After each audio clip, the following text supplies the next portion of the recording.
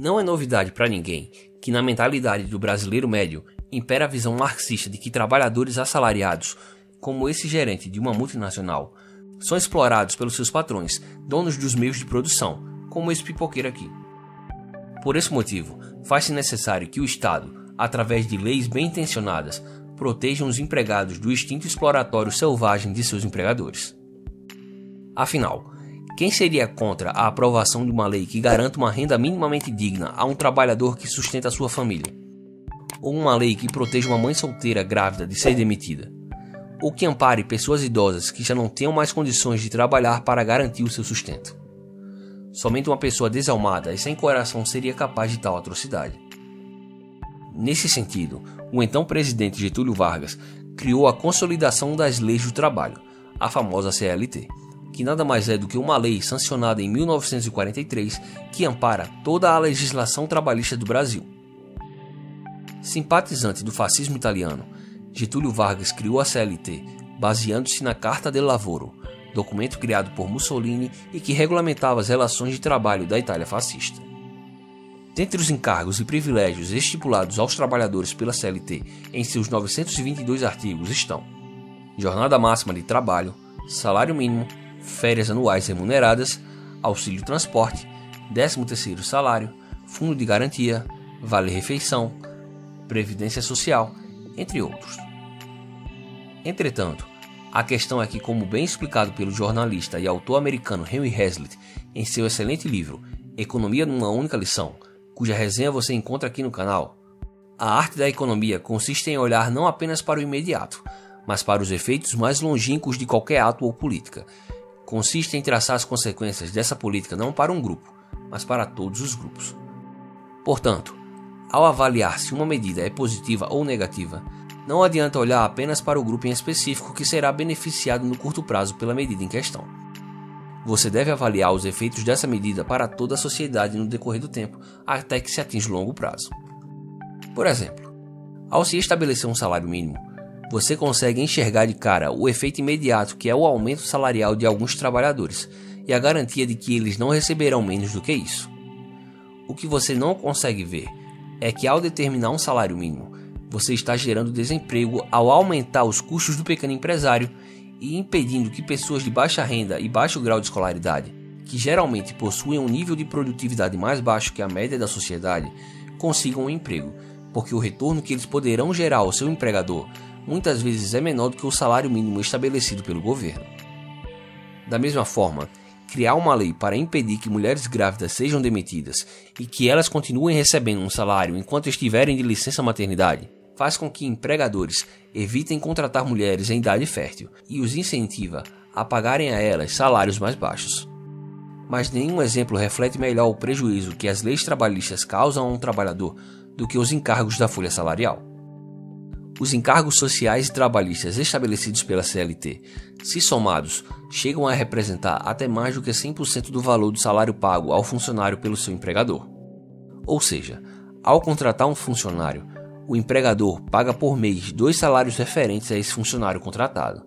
Um salário para o funcionário de fato e mais um salário para o governo em forma de encargos.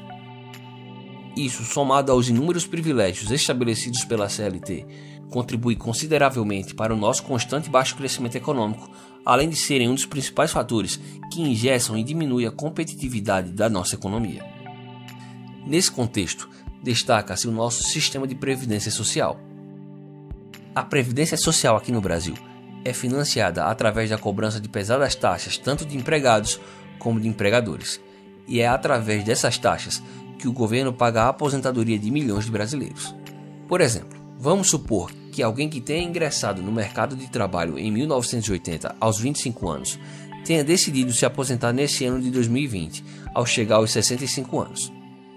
Por questões de praticidade, vamos supor que durante esses 40 anos em que essa pessoa trabalhou e contribuiu de maneira forçada para o INSS, ele tenha recebido um salário de R$3.000 mensais.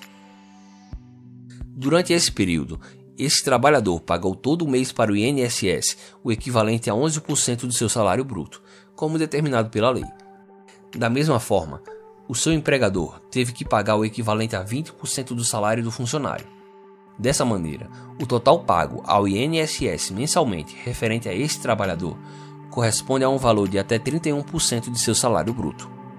Pela lei vigente, ao se aposentar, esse trabalhador irá receber o valor integral de R$ 3.000 por mês de aposentadoria paga pelo INSS. Mas agora vamos supor que, ao invés de ser obrigado a contribuir com o INSS, o trabalhador seja ele mesmo o responsável por juntar e investir esse dinheiro que é pago tanto por ele como pelo seu patrão. Nesse caso, 31% de um salário bruto de R$ 3.000 é o equivalente a R$ 930, que seria o valor mensal arrecadado pelo trabalhador para a sua aposentadoria.